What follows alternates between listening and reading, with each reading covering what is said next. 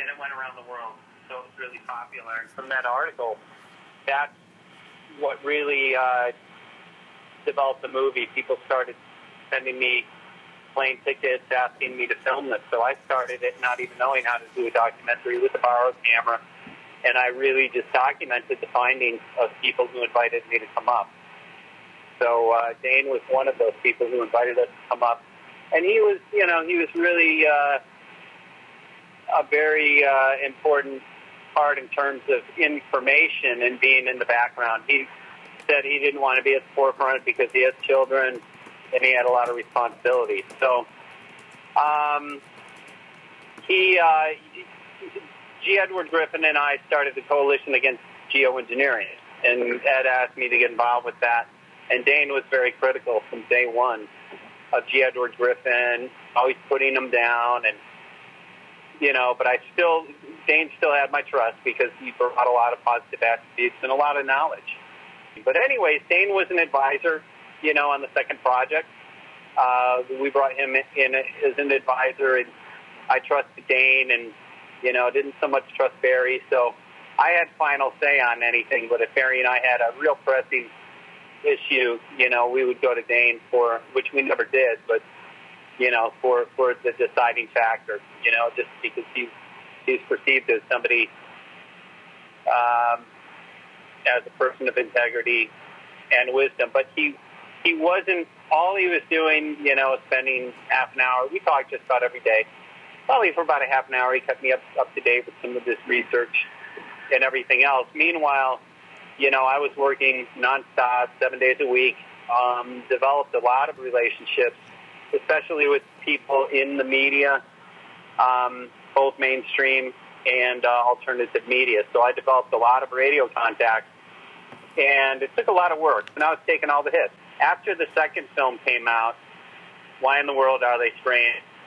Dane wasn't 100%, supportive of the route that we were taking, but that was the route that I was taking. It was weather control, and it was one layer of the onion. And he knew, the people I was working with, I introduced him to a lot of influential people in alternative media, actually everyone. And I was getting burnt out, and I made the mistake of sharing, maybe 80 different contacts with him, introducing them when people would ask me to do a radio show. I said, hey, why don't Dane, can you fill in for me? I'm not really up for doing this. I was just getting sick of doing the radio and just burnt out. And so he was stepping in. And I had even, driven him to Coast, which has, I believe, the largest audience in the world for talk radio. Somebody approached me with with funding for our next film, and they told me, and you can write this down, this is important. They had told me that to put together a proposal between $2 and $3 million. My question started when Dane was adamant during our phone calls. He kept on saying you can't ask for more than $60,000. Me and the other gentleman in phone calls, we said, what the hell is going on? What do you mean? What is wrong with him? Why is he saying $60,000? We were told between $2 and $3 million. We took the middle ground, $2.5 million. And Dane was acting really funny. We promoted the website Geoengineering Watch. I spoke about it on every radio show instead of the Coalition Against Geoengineering, because I believe, Dane to be a man of his word. He always spoke about integrity and everything. So we promoted, you might want to put this down, we promoted Dane's work based on a certain agreement of issues that would be covered and issues that weren't. Dane violated that agreement. So when I wouldn't go along with his agenda on global warming, and right when this $2.5 million was in the works to get awarded, I had become suspicious with Dane's methane release, his CO2 capture, all this stuff that he was pushing in his behavior. So the last time I spoke with him, I said, I asked him, do you have any financial interest in Bechtel? My understanding is that Bechtel has interest in methane capture, and it's a potential multi-billion-dollar industry for him, and he flipped out. Told me to fuck off and said, "You are a drug addict. You need to be in rehab." And he said it that day, that very day that you asked him that question. He flipped out, and that was the last time I spoke with him. Fuck. And then I started getting phone calls from people calling me up, other activists, and he knew who my funders were. Some people would sometimes give $50 a month, $200, but, I was living in poverty, literally, in Inglewood, California. He was on the phone constantly calling my wife, telling her, spreading rumors about me. He was on the phone with my family. He was on the phone with all of my supporters. So I was getting, a couple calls a day saying, "Dane called me. He's very concerned about you." And I said, "Well, if he's very concerned about me, why didn't he call you?" I heard things, there are two sides of every story. And I said, "Yes, there are. This issue shouldn't even come up."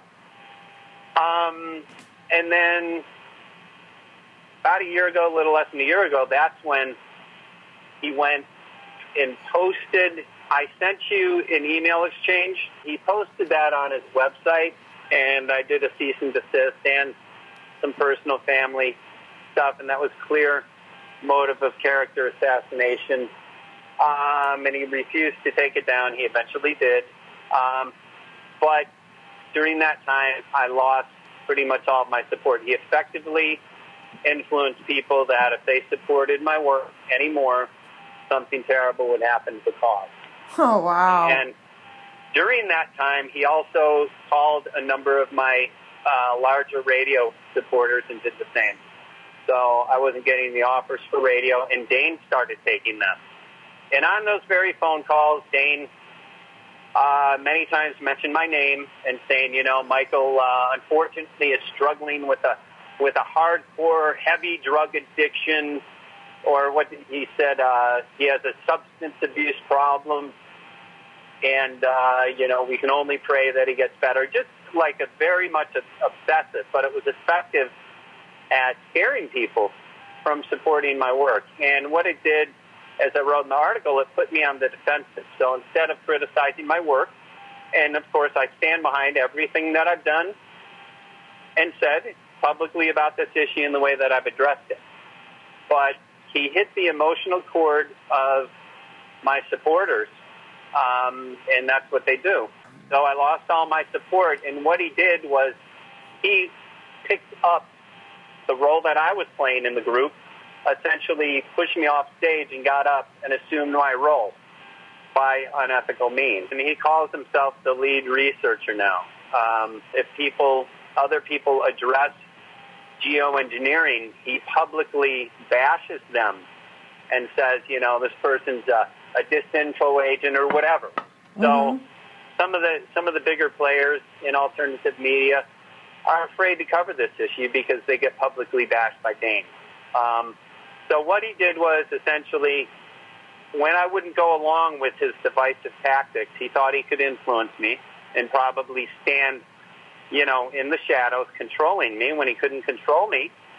And then he saw there was funding, that was when he took his shot and got up, and now he's creating all of this division. So we have a lot of people arguing over global warming and things that are really not our common goal.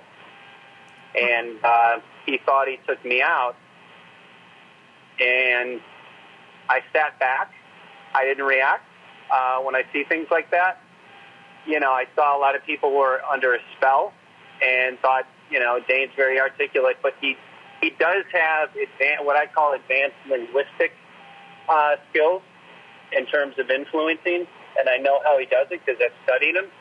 So I just sat back and I watched him. And then the next target was Scott Stevens, because Scott wanted to start his project. And then the next target was Jeff Rentz, because Jeff Rentz wouldn't agree with him 100%. And then the next target was Mike Adams. And the list goes on and on and on. And that's what it's about. It's called, as you know, controlled opposition. And Dane really discouraged me from taking any political action, which was a big red flag. for me. And for really, what I try to do is empower other people so that they can stand up and have just as big an audience as me, and that's what I was hoping to do with Dane. It only seems like it's the agenda. So now, Bechtel, their interest with Lawrence Livermore and Ken Caldera coming from Lawrence Livermore.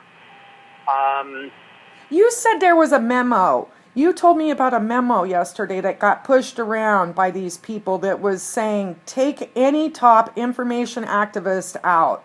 Do you know who was behind that memo? Whose names were on it? Where was it? Yeah, I would have to look again, and I want to consult. I want to consult Barry, because Barry gave that to me, and what we're doing is gathering information. But let me talk to them and see if I can share that. I'm going to be honest with you, Michael. I would love to see a copy of that. I would love to be able to show that document publicly. I'm not afraid of them. Yeah, no, you shouldn't be. So let me talk to him. Barry just posted me now, or texted me now. What did he text me? He texted me, dude, I can't talk about this right now. I'm in session all day, but you've got to stop the Dane Wigington assassination posting. Stop with it. No one wants this. I can't deal with it. I don't know who Kim Moore is, but please don't align yourself with these kind of individuals. It's affecting our sales, and it's affecting our site. It's not going to end well.